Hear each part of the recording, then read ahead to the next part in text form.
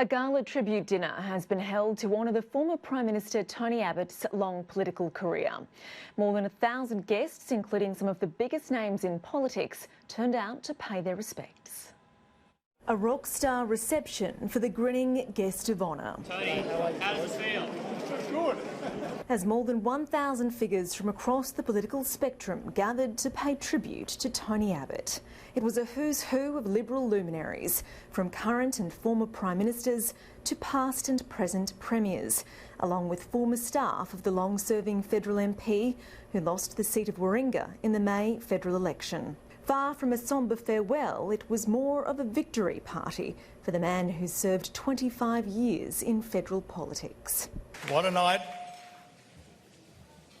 I keep thinking, imagine if I'd actually won.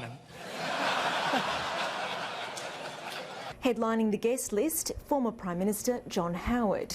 Tony and I didn't always agree on some issues, but you always knew that Tony's heart was in what he espoused and what he believed in.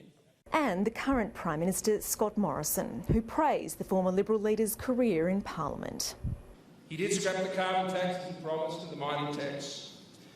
Together, it was my great privilege to work closely with Tony as we stopped the boats. And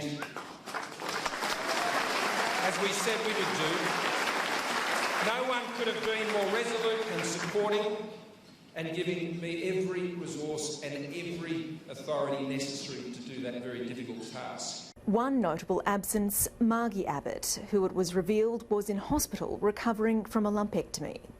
That within 2 days of being diagnosed, she walked 100 miles. She is one tough woman and she will get through this. He acknowledged his career highlights. To lead our party for 6 years and our country for 2 years has been the greatest honour of my life, and I thank each of you for making it possible.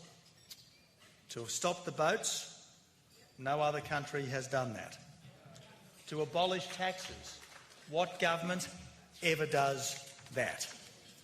To have catalysed the largest infrastructure boom in our history, including the Western Sydney Airport, that all governments had dithered over for 50 years. And regrets? Well, he admits he has a few. I do wish that we had more quickly anticipated the need for more baseload power. I do wish we had more quickly anticipated the need not to palliate the effects of drought, but to actually do something about ending it, building more dams.